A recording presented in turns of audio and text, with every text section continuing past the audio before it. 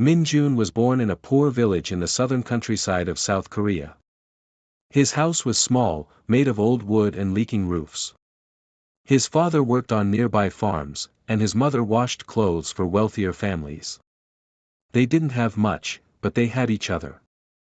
From a young age, Min-jun was quiet, observant, and curious. While other children played, he would sit by the radio and listen to the news, even though he didn't understand much. He always asked his father, "Why are some people so rich and others like us so poor?" His father would sigh and say, "That's just the way the world is." But Min-jun didn't believe that. He believed it could change. In school, he was the smartest in his class, even though he never had new books or clothes. He would borrow used textbooks and memorize everything. His teacher once asked the class, "What do you want to become when you grow up?" Some said doctor, some said singer. Min-jun said, "I want to be the president of South Korea." The whole class laughed. Even the teacher chuckled and said, "That's a big dream for a small village boy." But Min-jun didn't smile. He meant every word. Life wasn't easy. His mother got sick when he was 13. They had no money for hospital bills. She died quietly one rainy night. That pain became a fire inside him. He promised himself he would change the country, so no other child would lose their mother because they were poor. Years passed. Min-jun studied harder than ever, often under candlelight when electricity failed. He won a full scholarship to a top university in Seoul. The city was cold and fast, nothing like his village. Rich students mocked his accent, his shoes, his clothes. But he never let it get to him. He studied politics, economics, and law. He joined student protests, spoke in rallies, and started gaining attention for his speeches. His words were not fancy, but they were real.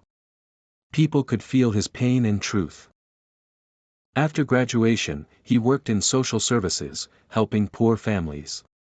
He rejected job offers from big companies because he didn't want to chase money, he wanted change. Slowly, he entered politics. He was young, passionate, and honest, something rare. Old politicians tried to push him down, called him inexperienced. But people believed in him. He had nothing to hide and everything to fight for. He ran for mayor first, and lost. But he didn't stop. He ran again. And he won.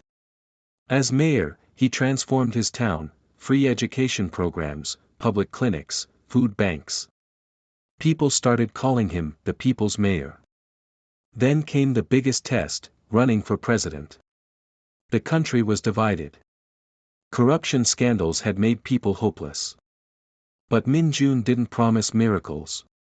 He simply said, "I am one of you. I know your pain. And I will not betray you."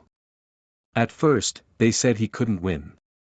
He had no big party, no powerful backers. But something changed.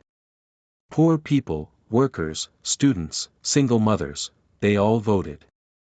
On election night, the nation waited. And then, the results came in. Min-jun Park, the village boy who once had nothing, had become the president of South Korea. As he walked into the Blue House, tears ran down his face. He didn't wear an expensive suit. He wore a badge with his mother's name written on it. And when he gave his speech, he didn't talk about power or politics.